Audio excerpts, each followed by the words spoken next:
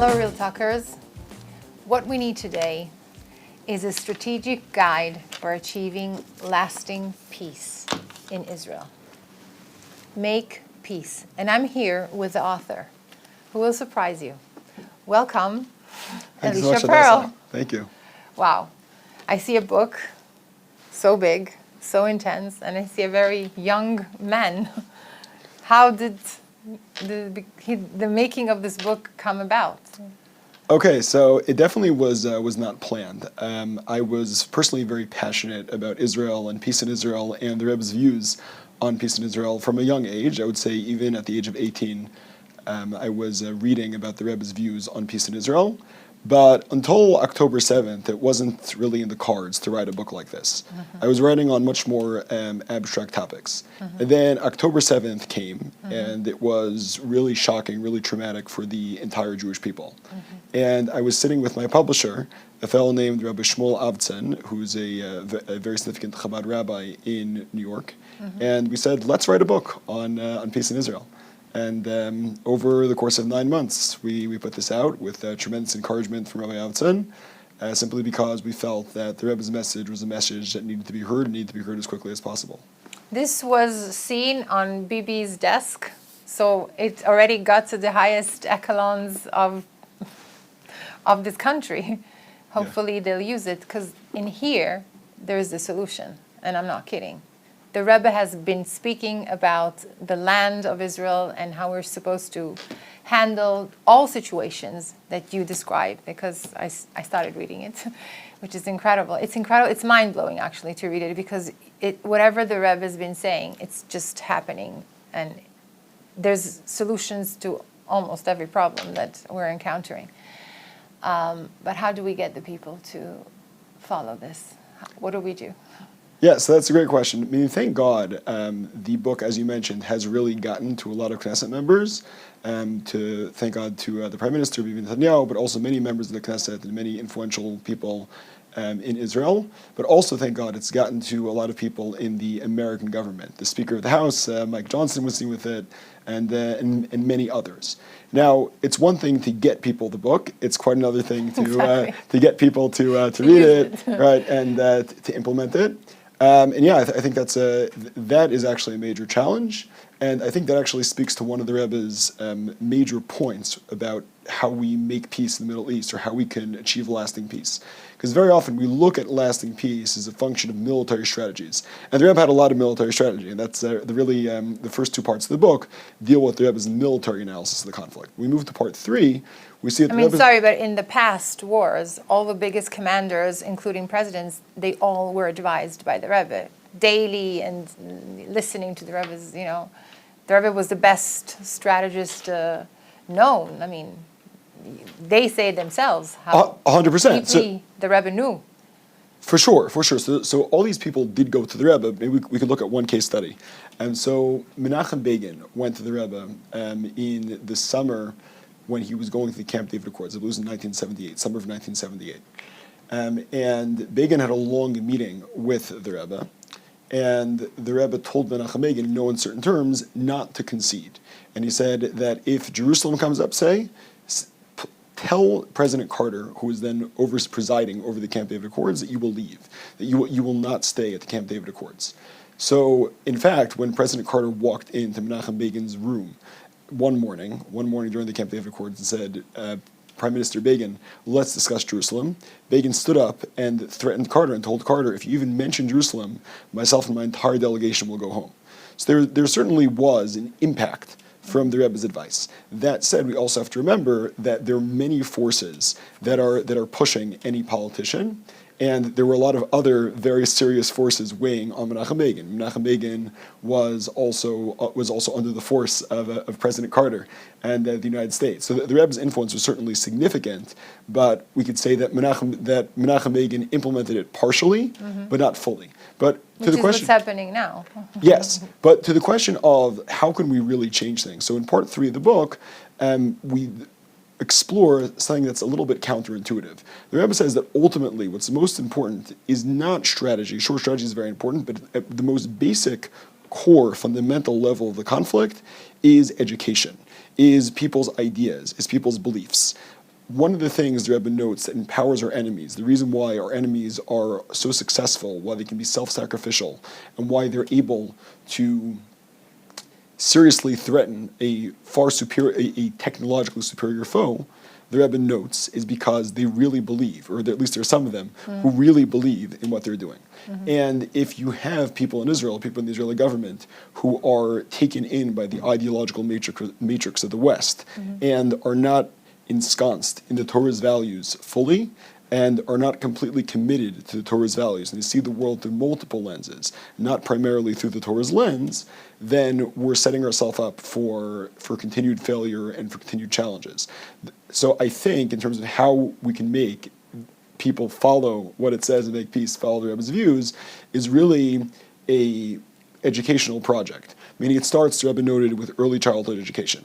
Meaning even things, let's say like a 12 psukim rally. The Rebbe had this campaign that young children should recite Torah verses. Right, one might think it's a cute thing, kids are saying Torah verses, but the Rebbe said no, on a much deeper level, if you have kids reciting the 12 Torah verses, that rewires the way they view the world, and if you look at the world through the Torah's glasses, if you look at the world through the Torah's framework, then that's a good recipe for actually implementing the ideas that the Rebbe shares, and I think that we have good reason to be very hopeful, given all the educational efforts and initiatives the Rebbe set out for world Jewry, that hopefully very soon we'll see people beginning to follow this. But the Rebbe here talks also really about strategic points of view, and also the way the Rebbe cares about our enemy also. I mean, enemy, the rest of the world. Although they condemn us, but the Rebbe has become the Rebbe of humanity by now. It's not only the Rebbe of Chabad, and just the way he cares about the Jewish people and about the Jew in Cambodia and in Honolulu, where there's Chabad houses. He cares about the Muslims and the good Muslims and the good Christians who don't want to kill us, and he has solutions. The Rebbe presents solutions for everybody. This is what's 100%. So I think you're raising 2 points. I mean, number one is the Rebbe's care for all of humanity and how that relates to his strategic views. So let's start with the book's title, right? The book is called Make Peace, right? Lasot Shalom. And it's interesting, two Chabad Bachurim brought this book to an influential politician in Israel. And the politician looks at the book and he says, make peace, we don't want peace, right? And I think that really typifies the distinction between the Rebbe's view and the views that might be considered the far right. There are many people on both sides of the political aisle who are speaking from a place which is very primal, which is very emotional, but isn't necessarily very raw, right? But isn't necessarily grounded in a holistic view, in a balanced view. So we'll get to the Rebbe's strategic points in a moment, but I think it's important to note that the Rebbe's view is that the goal is to make peace. And he quotes the Rambam, Maimonides, one of the greatest Jewish philosophers, who says that the Torah's entire goal is to make peace in the world. Not revenge, not difficulty, but rather to make peace. To the point that which doesn't mean concession. Oh, for sure not. We're getting there. We're getting there. Act. Yes, but but to the point that in 1982, when Israel was prosecuting the First Lebanon War, this is summer of 1982, you can see two very interesting polarities in the Rebbe's thought. On the one hand, the Rebbe said in 1982 that the Israeli government should give a warning to, then it was the PLO, the Palestine Liberation Organization, who were hanging out in Beirut and causing problems for Israel. So the Rebbe said, first of all, that Israel should make an announcement and let the PLO know that they are going to bomb out Beirut. They're going to turn it into a mound of destruction. Yeah. That's one term the Rebbe said. But on the other hand, the Rebbe noted, which is applying for now. It certainly could apply now, yes. But another point the Rebbe made in that very same war, speaking about the exact same people, he said that Israel should give them a warning to leave and tell them that they are going to turn Beirut into a mound of ruins. The Rebbe also said that our goal is ultimately not to kill these people. If these people cannot live with us, that's fine. They should go someplace far, far away, someplace else on earth, and they should flourish there.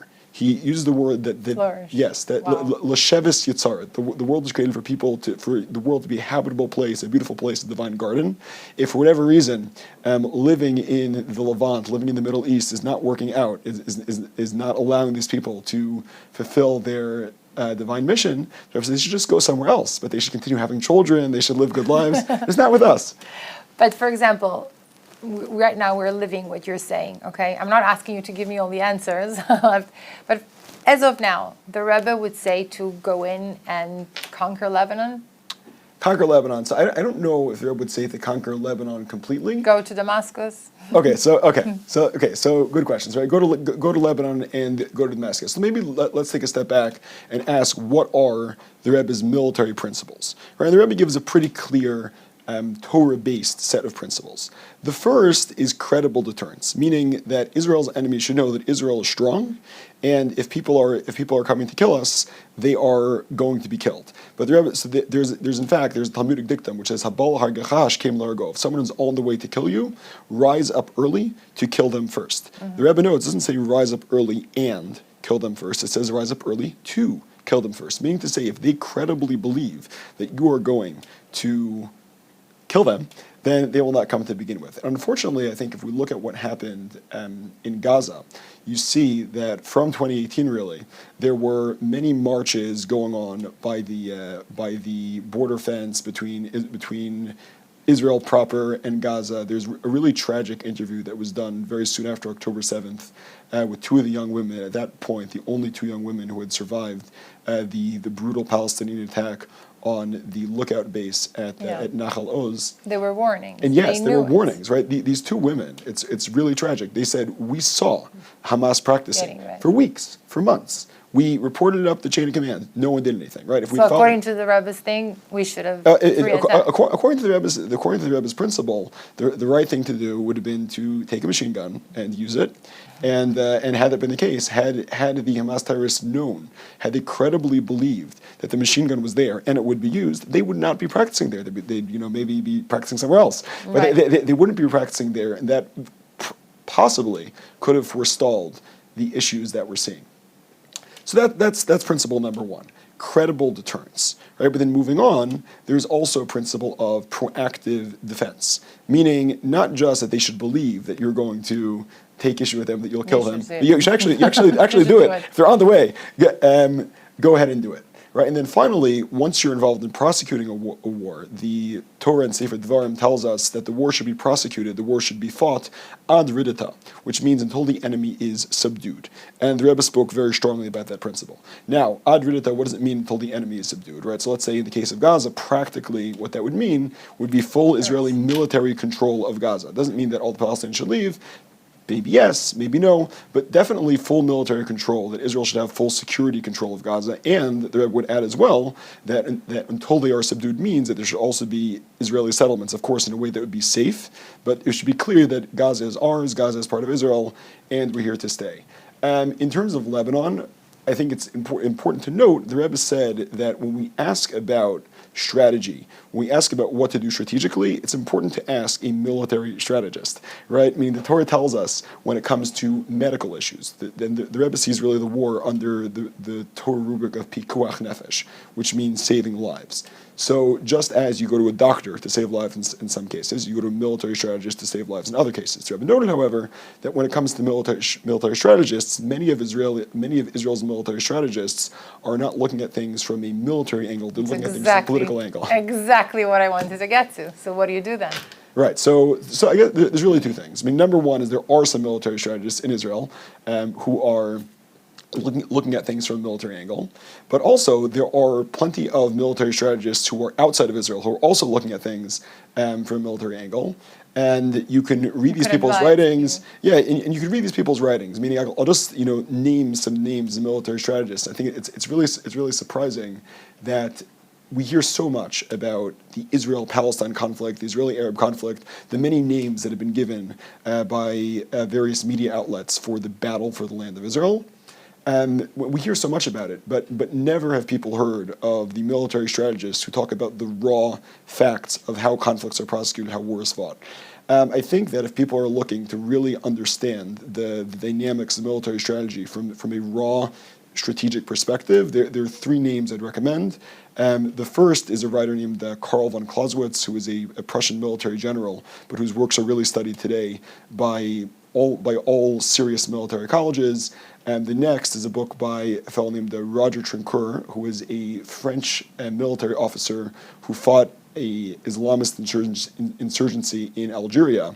And if you read his book, it's called Modern Warfare, it almost sounds prophetic. You see the things he says as to how insurgents will prosecute a war against the civilization, how they'll use a captive population to evoke sympathy and all the other things that they'll do, which is exactly what Hamas is doing. Meaning you could read Roger Trincourt's Modern Warfare and it looks almost like a playbook. If I were trying to run a Hamas or Hezbollah, I would read that playbook. It literally describes what's done, and he also describes the very strict things we can do, which honestly quite align with what the Rebbe teaches in terms of how we can prosecute a war successfully. Finally, I'd recommend the writings of a fellow named Edward Lutwak, who's actually a Jewish man who lives in Baltimore, but who fought in the Yom Kippur War and I believe one of Israel's other wars. And he as well offers very good military strategy. So the point is, the military strategy is out there. Incredible. You deal with everything here. There is hostages. There is how to deal with any situation in a war. What about what goes on inside Israel?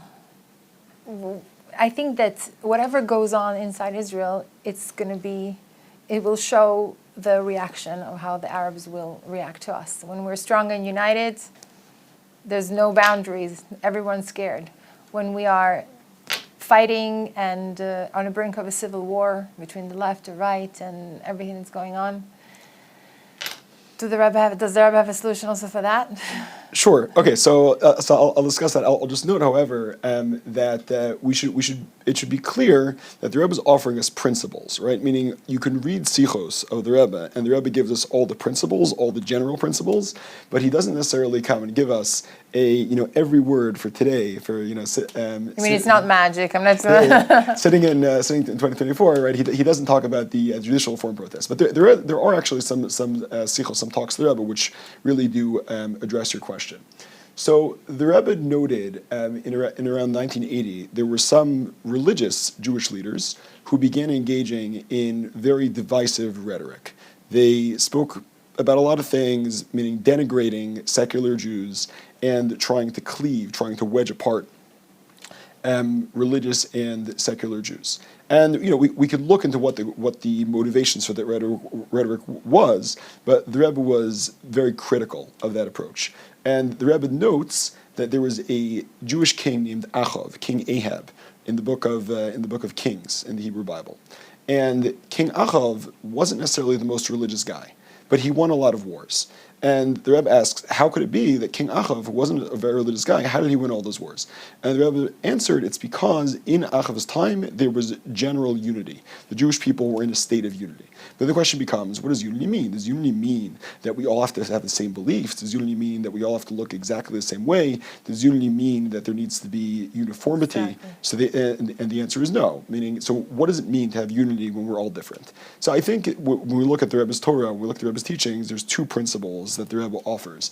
The first is a general attitude of Ahavat Yisrael, of loving your fellow Jew. You could realize that your fellow Jew might have a different personality, might have different beliefs, no matter what, but ultimately we are on the same team.